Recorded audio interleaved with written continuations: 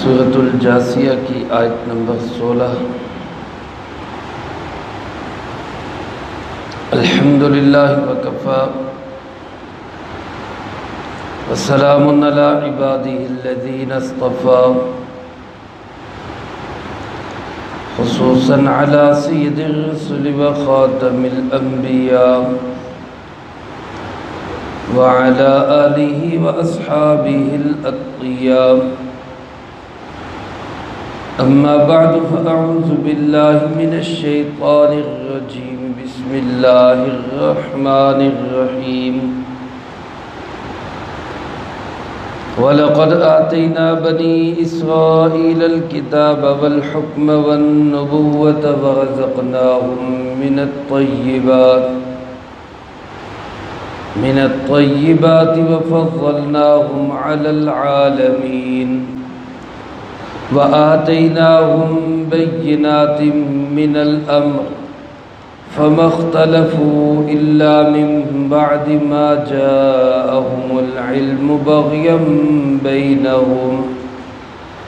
إن ربك يقضي بينهم يوم القيامة فيما كانوا فيه يختلفون ثم جعلناك على شريعة من الأمر فاتبعها ولا تتبع أهواء الذين لا يعلمون۔ وَلَقَدْ آتَيْنَا بَنِي إِسْرَائِيلَ الْكِتَابَ، اور یقیناً ہم نے دی بنی اسرائیل کو کتاب، والحکم اور حکومت، والنبوت اور نبوت، ورزقناہم من الطیبات اور ہم نے ان کو پاکیزہ چیزوں کا رزق دیا، وفضلناہم علی العالمین اور ہم نے ان کو تمام جہان والوں پر فضیلت عطا کی، وآتیناہم بینات من الامر اور ہم نے ان کو دی واضح نشانیاں دین کے معاملے میں، فما اختلفوا سو انہوں نے اختلاف نہیں کیا، الا من بعد ما جاءهم العلم مگر بعد اس کے کہ ان کے پاس علم آ گیا، بغیا بینہم آپس کی ضد کی وجہ سے، ان ربک یقضی بینہم بے شک تیرا پروردگار فیصلہ کرے گا ان کے درمیان، یوم القیامتی قیامت کے دن، فیما کانوا فیہ یختلفون ان ساری باتوں میں جن میں یہ اختلاف کرتے رہے، ثم جعلناک علی شریعۃ من الامر پھر ہم نے آپ کو دی ایک شریعت دین کے معاملے میں، فاتبعها سو آپ اسی کی پیروی کریں، ولا تتبع اہواء الذین لا يعلمون اور مت پیروی کرے ان لوگوں کی خواہشات کی جن کے پاس کوئی علم نہیں ہے۔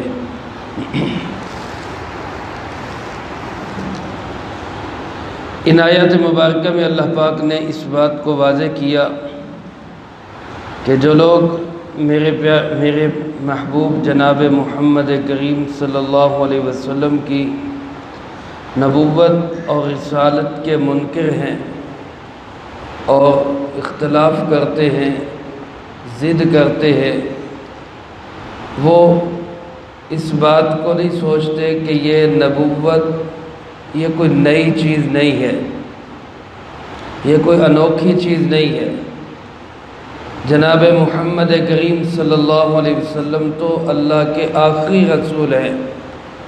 آپ صلی اللہ علیہ وسلم سے پہلے اللہ پاک نے ہزاروں انبیاء علیہ السلام کو بھیجا،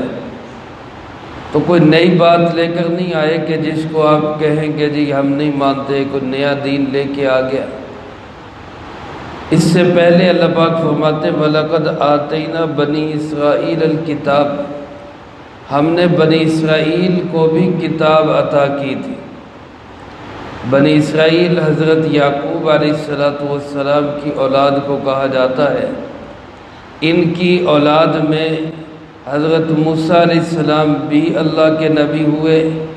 جن کو تورات ملی، اور حضرت عیسیٰ علیہ السلام بھی اللہ کے نبی ہوئے جن کو انجیل ملی۔ تو اللہ پاک فرماتے ہیں یہ کتاب تو ہم نے پہلے بھی عطا کی ہے، پہلے انبیاء اور رسول علیہ السلام بھی دین کا پیغام لے کے آتے رہے، تو کیا حضرت محمد صلی اللہ علیہ وسلم نے کوئی نیا کام کیا ہے، کوئی انوکھا کام کیا ہے کہ جو مشرکین عرب آپ صلی اللہ علیہ وسلم کے مخالف ہو گئے؟ فرمایا ہم نے ان بنی اسرائیل کو کتاب بھی دی، والحکم، اور حکم بھی دیا۔ حکم سے مراد یہاں حکمت و دانائی بھی ہے، اور حکم سے مراد یہاں حکومت بھی ہو سکتی ہے، اس لیے کہ بنی اسرائیل کے اندر اللہ نے جیسے دیگر انبیاء علیہ السلام کو بھیجا، اسی طرح حضرت داؤد اور سلیمان علیہ السلام بھی بنی اسرائیل میں آئے جو اللہ کے نبی بھی ہیں۔ داؤد علیہ السلام پہ زبور جیسی کتاب بھی اللہ نے نازل کی، اور داؤد علیہ السلام کو اللہ پاک نے بادشاہت بھی عطا کی۔ اس لیے فرمایا ہم نے بنی اسرائیل میں کتاب بھی دی، بنی اسرائیل کو حکومت بھی دی، والنبوت، اور نبوت بھی عطا کی۔ علماء نے لکھا کہ حضرت یعقوب علیہ السلام سے لے کر حضرت عیسیٰ علیہ السلام تک بنی اسرائیل میں کم و بیش 4000 انبیاء علیہ السلام تشریف لائے، اس ایک ہی خاندان کے اندر۔ یہ ایک گھرانے کے 4000 نبی ہیں تقریباً۔ اس کے بعد پھر آخری نبی اور امام الانبیاء، سرتاج الانبیاء، سارے نبیوں کے سردار جناب محمد کریم صلی اللہ علیہ وسلم، وہ بنی اسماعیل کے اندر آئے۔ یہ ہزاروں انبیاء علیہ السلام اللہ نے بنی اسرائیل کے اندر بھیجے۔ اللہ پاک ارشاد فرماتے ہیں ان کو ہم نے جس طرح یہ مادی نعمتیں عطا کی، اسی طرح جس طرح یہ روحانی نعمتیں عطا کی، اسی طرح یہ مادی نعمت بھی دی کہ وَرَزَقْنَاهُم مِّنَ الطَّيِّبَاتِ، ہم نے ان کو پاکیزہ، صاف ستھری، نفیس چیزیں ہم نے ان کو عطا کی۔ بنی اسرائیل کو اللہ پاک نے بڑے لاڈ و پیار سے رکھا۔ عبادیتی میں ایک سزا کے اندر بھی تھے تو اللہ نے ان کو وہاں بھی من اور سلوہ کھلایا، بنے بنائے بٹیرے اور بنا بنایا حلوہ، یہ ان کے لیے تیار آتا، ان کو کوئی چیز تیار نہیں کرنی پڑتی، کوئی کمانا نہیں پڑتا تھا۔ اللہ پاک نے ان کو اپنے فضل سے یہ سب کچھ عطا کیا۔ پھر اللہ پاک فرماتے فضلناہم علی العالمین، ہم نے بنی اسرائیل کو جہان والوں پر فضیلت دی، تمام جہان والوں پر۔ لیکن اس تمام جہان والوں سے مراد بنی اسرائیل کے زمانے کے لوگ ہیں، کیونکہ ویسے پوری دنیا کی تمام قوموں میں، ساری امتوں میں سب سے افضل امت جناب محمد کریم صلی اللہ علیہ وسلم کی امت ہے،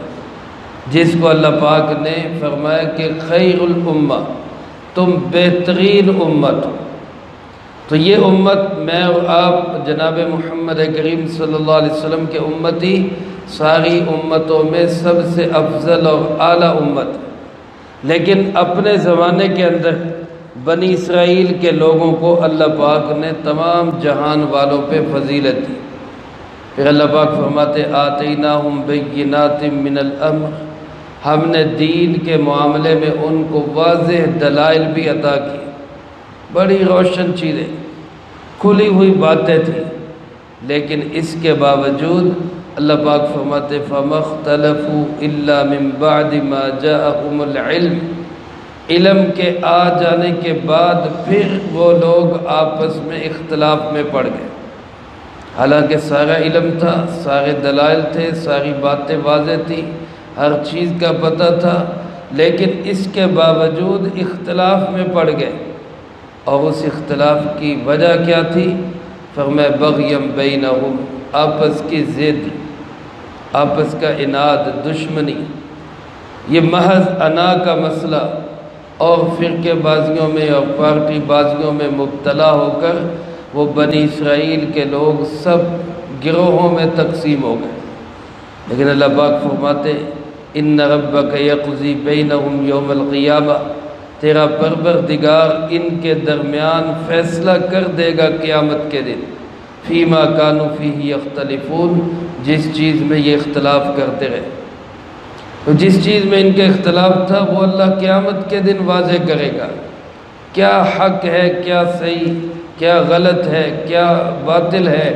اس کو اللہ نکھار کے سامنے رکھ دے گا قیامت کے دن۔ میرے محترم دوستو، یہ میرے آپ کے لیے بھی اللہ رب العالمین کی طرف سے ہدایت ہے کہ آج ہم لوگ جو فرقوں میں تبدیل ہو گئے، گروہوں میں بٹ گئے، الگ الگ جماعتوں میں تقسیم ہو گئے، تو آپس میں ایک دوسرے سے الجھنے کی بجائے، لڑائی جھگڑا کرنے کی بجائے، سر پھاڑنے کی بجائے اپنی اپنی ڈگر پہ چلتے رہیں۔ اللہ پاک فرماتے قیامت کو میرے پاس آئیں گے، میں سب کا فیصلہ کر دوں،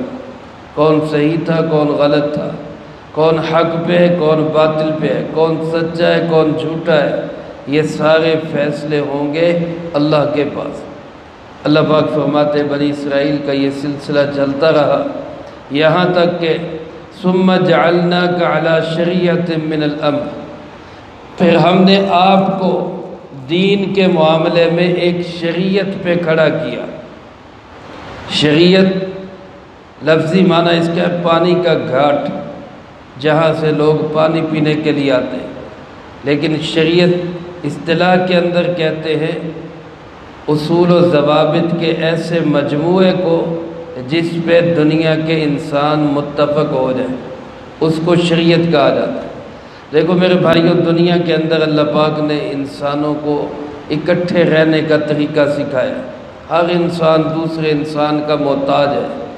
اب یہاں پہ ظاہر ہے جب سارے انسان مل جل کے رہتے ہیں،